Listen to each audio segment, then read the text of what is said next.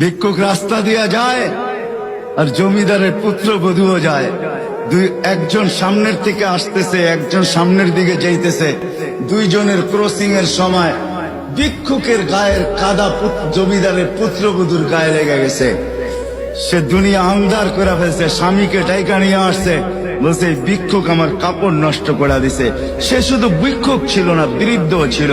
বৃদ্ধ ছিল না শুধু, জীর্ণ ছিল, শীর্ণ ছিল।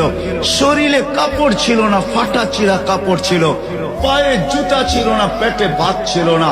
জমিদারের পুত্র সইতে পারে নাই, যৌবনী শক্তি সয় কি কইরা তার স্ত্রীর গায়ে ভিক্ষুকের কাদা, বস সমগ্র শক্তিকে হাতে একত্র করা বৃদ্ধের গালে বসায়।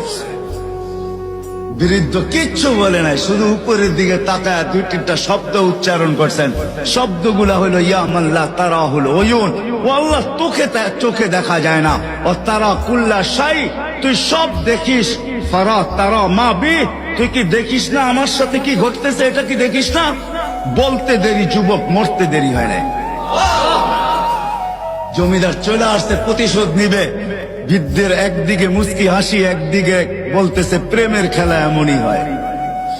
জিজ্ঞাসা করছে কিসের প্রেমের খেলা রে? বলছে ওর প্রেমিকার গায়ে আমার কাদা লাগছে, পায়ের